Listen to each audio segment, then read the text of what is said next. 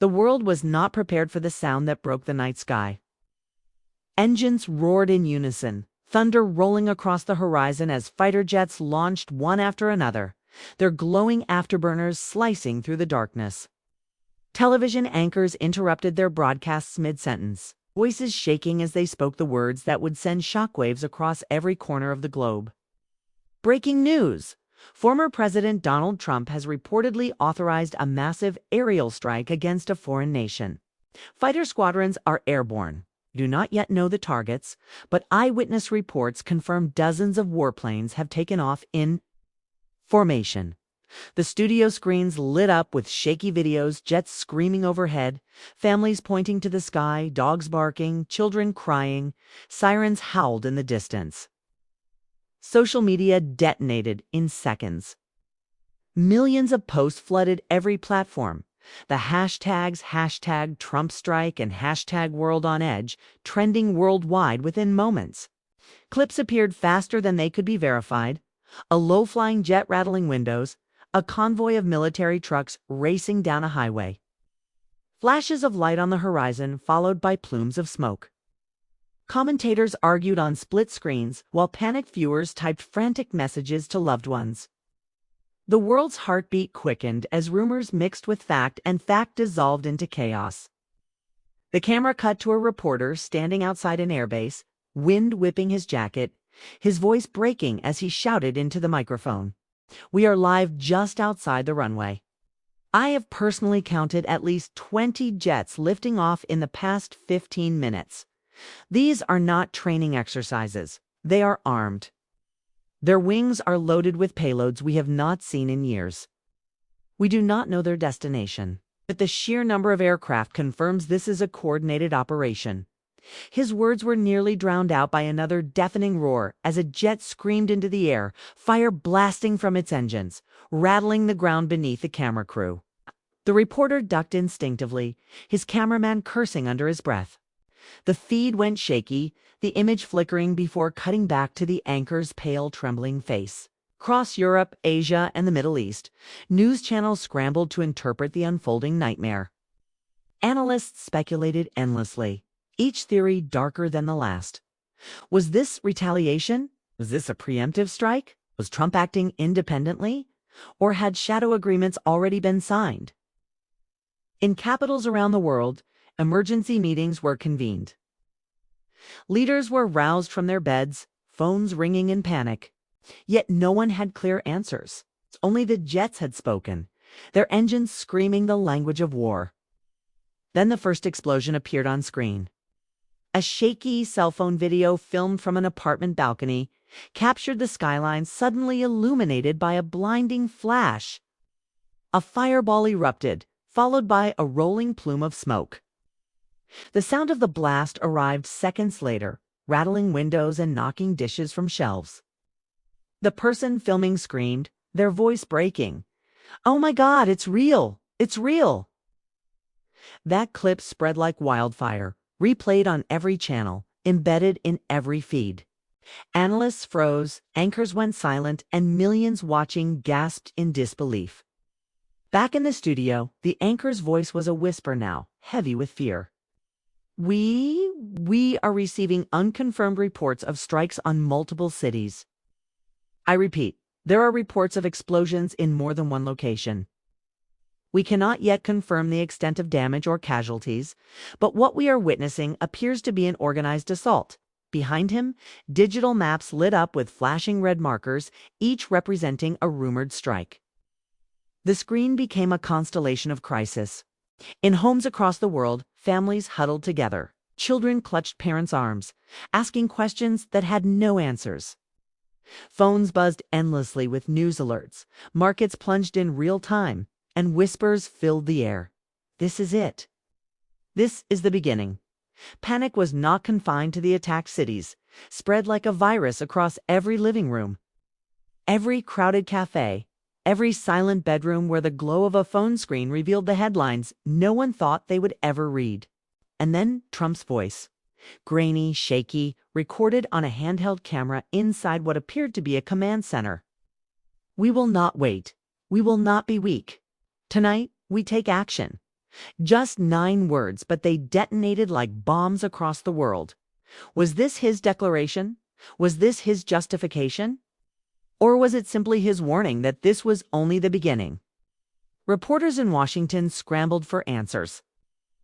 Government buildings were sealed, phones went unanswered, and officials either refused comment or vanished entirely. Crowds gathered outside the White House, chanting, shouting, demanding clarity. Police formed barricades, sirens wailed, helicopters circled overhead. Yet still, silence from those in power. All that remained were the engines of jets and the smoke rising in the distance. On the streets of the targeted nation, chaos reigned. Families fled their homes, running through alleys, dragging children by the hand as flames lit up the night sky. Emergency vehicles screamed past, fire trucks racing toward blazes they could never contain, ambulances weaving through rubble-strewn streets. Witnesses described buildings collapsing, glass raining down like deadly shards. The ground trembling with each new detonation. A woman clutched her phone, live streaming through tears. Her voice shaking. "We don't know where to go. The sky is on fire. Please, somebody help us." Her broadcast was watched by millions around the world, her sobs echoing in the silence of living rooms thousands of miles away. In Moscow, Beijing, and Brussels, leaders convened urgent war councils. Statements dripped out in cautious phrases, grave concern, escalating crisis, unprecedented aggression. But behind the scenes, ICE generals pored over maps, calculating responses, drawing red lines that, if crossed, would unleash consequences unthinkable only hours before. The dominoes were trembling, ready to fall. Markets collapsed. Oil prices surged, currencies plummeted, investors fled to safe havens. Flights were grounded, borders tightened, embassies fortified. The world was locking itself down in anticipation of what might come next. Yet still, the jets roared.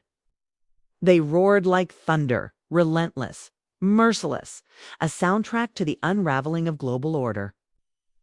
Reporters struggled to stay live as explosions thundered behind them. One broadcast showed a correspondent ducking for cover as debris rained from a nearby blast. His helmet clattered to the ground, his face pale as dust settled over his jacket. "Ladies and gentlemen, this is no exaggeration. The city is under attack. Multiple districts are burning. We hear constant detonations. I cannot." The feed cut abruptly, replaced by a studio anchor staring wide-eyed into the camera, stammering, "We've lost contact with our correspondent. We will attempt to re-establish connection." The silence that followed was louder than any explosion. Ordinary citizens across the globe posted their own desperate updates. A father sheltering his family in a basement whispered into his phone, "We can hear them overhead." "The walls are shaking. My children are crying. Please tell the world what's happening." His message trended within minutes, shared millions of times. A haunting reminder that beyond the geopolitics and speculation were real lives teetering on the edge. Meanwhile, protests erupted worldwide. Crowds filled the streets in London, Paris, and New Delhi, chanting for peace, holding banners with desperate pleas. Some burned effigies, others prayed aloud while police struggled to contain the swelling anger. Television cameras captured clashes, tear gas, and water cannons, adding yet another layer of chaos to a world already spinning out of control. Back on the airwaves, experts debated frantically. Some argued this was Trump reclaiming power through sheer force. Others insisted it was retaliation for a hidden provocation. A few whispered about deeper conspiracies, shadow deals, and betrayals that had been brewing for years. But amidst the noise, one chilling truth rose above all. The bombs were falling, the jets were flying, and nothing could undo what had already begun. The death toll, though unconfirmed, began to trickle in. Numbers climbed with every hour, whispered first in rumors, then spoken aloud on air with hushed dread. Hospitals overflowed, doctors wept on camera, begging for supplies, their voices hoarse with exhaustion. Images of children covered in dust, mothers screaming over lifeless bodies, fathers clawing through rubble for survivors, filled the screens. Each image was a dagger in the conscience of the world, each story a reminder of the human cost behind the headlines. Still, the strikes continued. Wave after wave of jets soared into the night, their payloads dropping with mechanical precision. Cities once alive with laughter and commerce now glowed with fire, their skylines scarred, their streets littered with debris. Entire neighborhoods vanished in seconds, replaced by smoking craters. The sound of sirens became the new national anthem, the glow of fires the new dawn. In New York, the anchor's voice was raw, his eyes bloodshot after hours of relentless coverage. We are witnessing history unfold, dark history. Former President Trump has launched one of the most aggressive air campaigns of the modern era. The global reaction is one of fear, outrage, and disbelief. What we don't know is how far this will go, how long it will last, and who will respond next. His words hung heavy, unanswered, as screens filled with more footage of devastation. And somewhere, hidden from the cameras, Trump appeared again. Another recording, his voice calm, almost resolute. We do what others fear to do. We strike because we must. History will remember tonight. The clip cut off abruptly, leaving the world to debate whether those words were prophecy, justification, or madness. The night dragged into dawn, but the strikes did not stop. Smoke blanketed cities, flames licked the sky, and the world watched in stunned paralysis.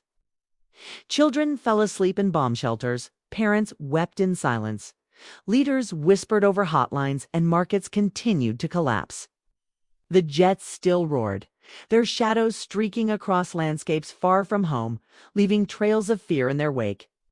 And as the sun rose, casting its light over a world forever changed, one truth remained undeniable: nothing would ever be the same again.